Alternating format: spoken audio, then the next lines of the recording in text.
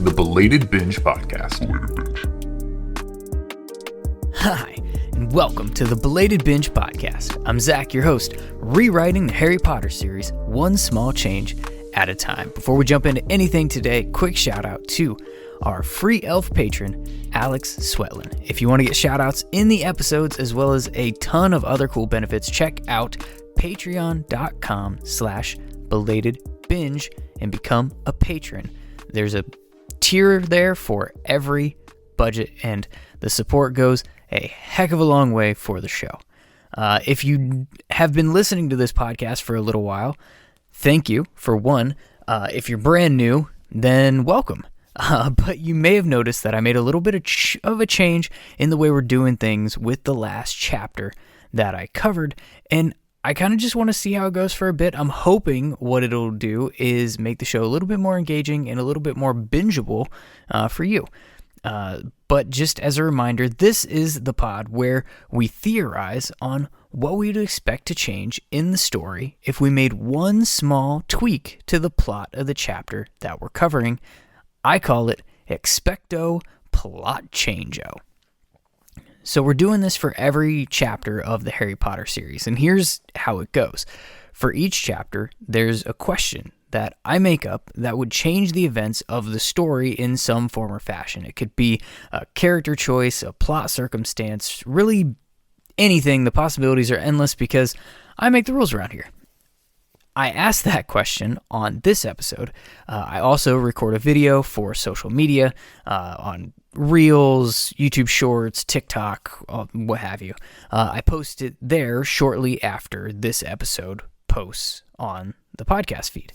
Then, in the next Expecto Plot-Chango episode in a couple of weeks, I recap the question, share your feedback that I got back from you, as well as my own thoughts. And these can range from simple cause and effect theory to a full-blown fan fiction scene, whatever strikes me for that particular question. That then officially wraps up the discussion from that chapter. And I follow it up with the new question for the next chapter, and we start this process all over again. So, practical example. Over the past couple of weeks, we've been talking about chapter 14 of Chamber of Secrets, Cornelius Fudge. So in this episode, I will review what our question was for that chapter, share the feedback that I got from you, and my thoughts in full in just a few minutes, and we will officially close the book on chapter 14. Then, I'll follow it up with the new question for chapter 15 at the end of this episode, and that's going to officially kick off discussions for that chapter, which are going to post over the next couple of Tuesdays and Thursdays. Got it?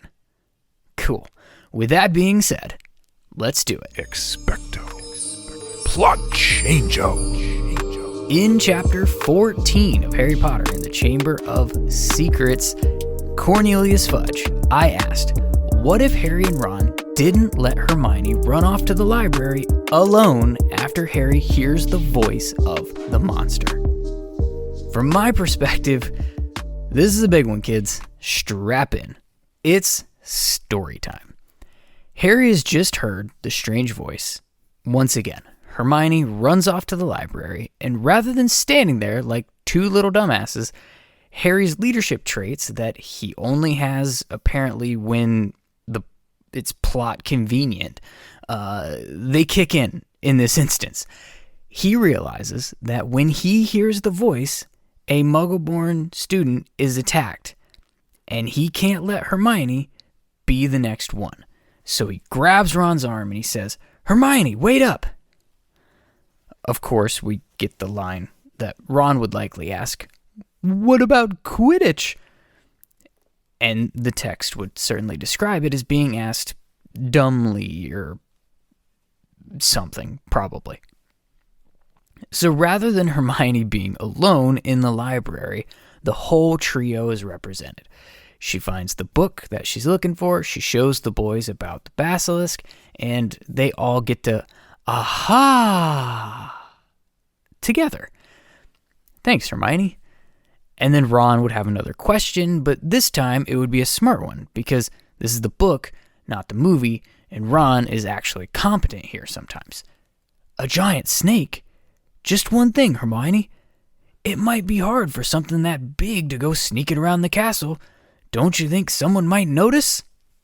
To which, instead of writing it on a ripped out page, she would say aloud, pipes. Right? Right. Now, we've got our plot splaining from Hermione. She's got backup. It's time to get out of the library.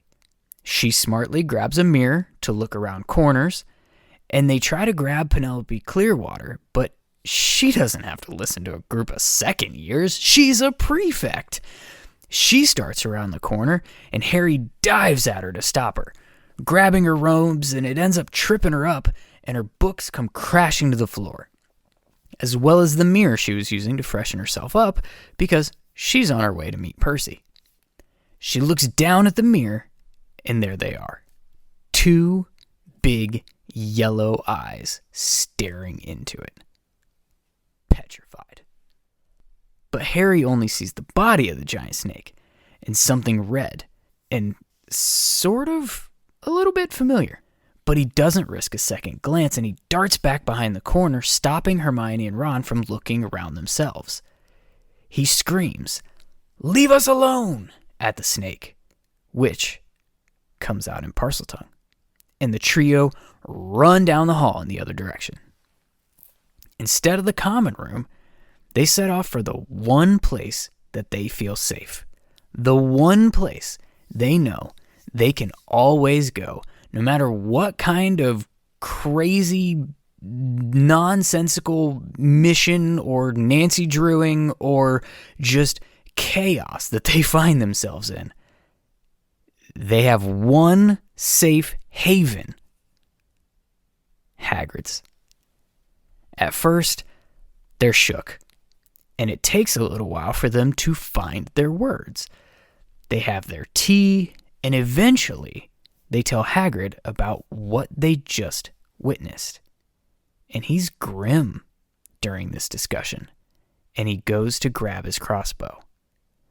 Because, remember, he had the crossbow last time after learning about Hermione getting petrified. In this case, Hermione's right in front of him.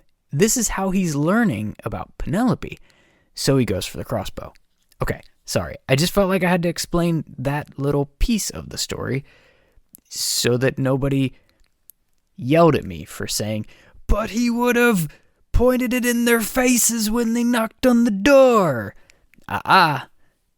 Now he would point it in their faces if they knocked on the door, but they're already inside. Anyways, that's when they remember the memory. So they finally get to ask Hagrid what the heck happened 50 years ago, and he has enough time to tell him that he didn't have anything to do with opening the chamber 50 years ago, and that there was a beast, but it wouldn't hurt anybody. And he's able to get something out about spiders, how they're misunderstood creatures when there's a knock at the door. With no invisibility cloak this time, the trio hide in the closest closet, stuffed inside it with a giant moleskin coat, and Hagrid opens the door to find Dumbledore and the Minister of Magic, Cornelius Fudge. So essentially, we've saved Hermione from petrification, and we've saved her from desecrating a book, which she might, in her weird world, think that that's even worse. I'm going to bed before either of you find a way to get us killed, or worse, expelled. Yeah, that's the quote. Anyways, we still find ourselves largely in the same place, except now we have Hermione's brain and skills to help us see the story through. How'd I do? Am I nuts? I'd say that one falls a little bit more in the fan fiction category for the Expecto Plot-Chango question and response. And that officially closes the book on the discussion from chapter 14 of Chamber of Secrets, Cornelius Fudge. Now, this Expecto Plot-Chango question from Chapter 15 of Chamber of Secrets, which is entitled Arogag, is what if Harry and Ron didn't listen to Hagrid and follow the spiders into the Forbidden Forest? How could that have changed the events in the chapter? How could that have changed the events in our story? Let me know your thoughts to be included in the next Expecto Plot-Chango episode of this podcast. You can respond on social media. I will post the question on Twitter. I will post a video to Reels, which is mostly Instagram, but it makes its way to Facebook as well, TikTok, and YouTube Shorts. You can also share your thoughts with a voicemail on my website, belatedbinge.com. On Thursday, I'll be joined by special guest Firebird from the Dusty Cauldron podcast to discuss the events of Chapter 15 front to back, which I'm super excited about. As always, shout out to producer Jack, who I work like a dog. Check out patreon.com/belatedbinge for bonus content and other great benefits. And let me know what you think of the new pod format. And do you find it more bingeable? Is it more fun? Or are you yelling at me? No, just give us one super long episode every couple of weeks, man. What the heck? I want to know. You tell me. Otherwise, thanks for hanging out with me on Belated Binge.